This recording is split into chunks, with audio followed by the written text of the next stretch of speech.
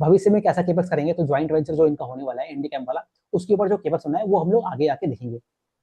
तो ये आप, आई होप कि आपको इनके पूरे बिजनेस मॉडल के बारे में समझ में आ गया होगा।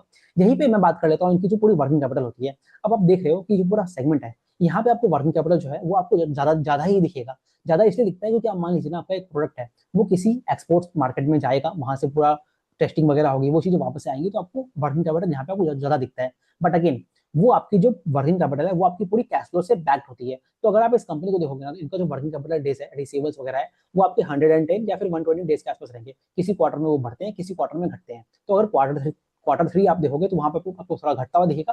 क्वार्टर फोर जो इन्होंने एंड किया है, वहां पे आपको स्लाइट इंक्रीज होता हुआ दिखेगा। बट आप देख रहे हो कि इनका जो वर्किंग कैपिटल है वो थोड़ा स्ट्रेस्ड है। ये सिर्फ इस कंपनी के लिए नहीं है, ओवरऑल जब आप पूरी फार्मा सेक्टर को देखोगे ना, तो आप इस तरह का ही ट्रेंड पाओगे। But at the same time growth भी आपको उस तरह से आ रही है। तो ये चीज आपको क्लियर हो गया। अब हम लोग इनके नंबर